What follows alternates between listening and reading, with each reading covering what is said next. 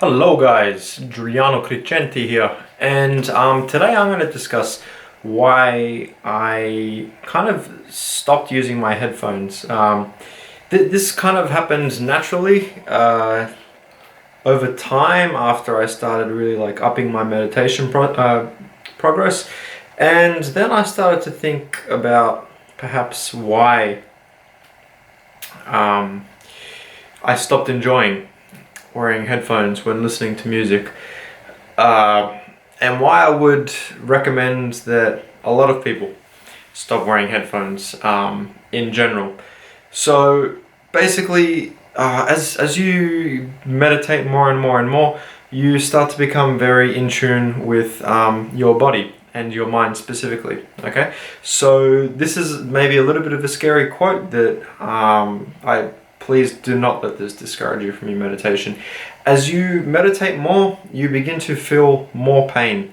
You begin to become a lot more aware of all the pain that you're experiencing, but you suffer less from the pain. Okay, very important distinction. Pain doesn't mean suffering. Okay, so you will start to experience more pain, but at the same time, you will start to experience more pleasure, just without the attachment. Okay, and the craving if you're doing things properly. Especially if you're practicing practices of insight, such as vipassana. Now, so I'll give you an example. As I continued to meditate, I eventually stopped enjoying the taste of coffee. Okay, I stopped enjoying the taste of coffee and the feeling of coffee, because I started to become more aware of truly what it was doing to my system. Initially, I just stopped enjoying the feeling of coffee. I didn't like the jitters, the anxiety, the speedy thoughts. Even though it gave me a nice boost of energy and helped my workouts, I felt very ungrounded. Okay, so first that happened, but I was still, I enjoyed the taste of coffee so much. I've been drinking it since I was 14 that I couldn't stop, and I just wanted to have that one coffee in the morning just for the taste. And then eventually I started waking up, and as I would make my coffee, I would smell the coffee. Oh, gross. Maybe it's just today. Again. Oh, gross. Oh, gross. Oh, gross. Eventually I just stopped drinking the coffee, and no withdrawals at all. Like, I've quit coffee before intentionally, and I've had withdrawals.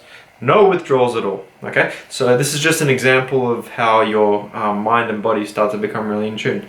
Now, I think the same thing has happened with wearing headphones, that I literally do feel a little bit sick and a shift in mood, and something feels off that I can't put my finger on it. And so I stopped, but it made me think, why is this not good for me? And I think it's because of the frequencies that are played in the music and the audio. So I'm sure a lot of you are aware of we have certain frequencies that affect your brain in certain ways, and then you have a lot of I guess esoteric practitioners that will use things like Tibetan what are they called? Tibetan sound bowls and all this kind of stuff to tune your mood to a particular frequency. Okay, a lot of this is not backed by science, but then we're going to go to the scientific perspective of this. We have technology called binaural beats, and this is proven to work. Okay, we know this works. We have the studies to back it. Okay, obviously it is quite subjective. Some people experience different benefits. Some people experience paranoia because of the phenomenon of binaural beats on its own, the experience, regardless of its ability to manipulate your brainwaves in a particular way. The experience itself of this very strange sounding ear can cause you to experience some extreme discomfort. Okay, and I've experienced binaural beats before, and it definitely has an effect on your mind. So what's the point I'm getting at? Well, this is where we start to reach into abstract ideas about elites and conspiracy theories. If you believe that there are people in the world that are higher up, that are profiting off our unhappiness, these people higher up have a lot of control over the media, the internet, YouTube, Google. A lot of these people perhaps may have a role in the manufacturing process of telephones. Would you not think that perhaps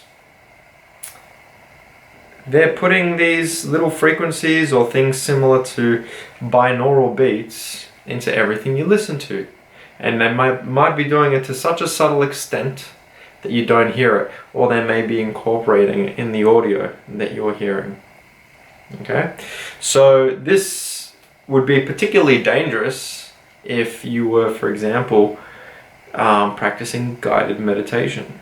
Okay? Because when you meditate, you go into a deeper level of the mind, right? You go past just like the surface, and then once you're deep, you might have this risk of these binaural beats being played. Okay, I don't think it's so binaural beats or whatever other technology out there is. Okay, I don't think it's so much of a risk for speakers. Okay, so this quick cut here. I also forgot to mention that the reason why headphones will probably be safer than speakers, and the reason is that binaural beats, the way they work is they play one frequency in one ear, and they play a different frequency in the ear, and the average frequency is what modifies your brain waves. Okay, so I mean that's a very important part that I nearly forgot to add to the video, so now we cut back. And the other point is, if there is a war on consciousness, don't you think that they would be prioritizing targeting those that are practicing mindfulness? Because those are the people that threaten the system. These are the people practicing mindfulness that eventually become detached from materialism, from money, from status, from fame, and all these kind of superficial things, part of the human experience, part of our reality, part of our culture. And that threatens profit, that threatens power, right? It threatens slavery. And the best way to target us would be to target the meditation apps. Target the YouTube channels that are filled with these 432 hertz find your soul DMT trip frequency. Okay? And all this kind of stuff. And then they could target particularly different types of music. But then, you know, that's a very targeted form. There's the chance that it's just everywhere. Okay? So this is why I'm skeptical about using it. This is why I would advise against using headphones in general, perhaps unless you have like a nice old MP3 player or Walkman or whatever it is, or perhaps you're tech savvy enough to completely reprogram your music player and all this kind of stuff, which would be quite difficult. So I guess that's the rational side of things, but you know, like I said, it just doesn't make me feel good.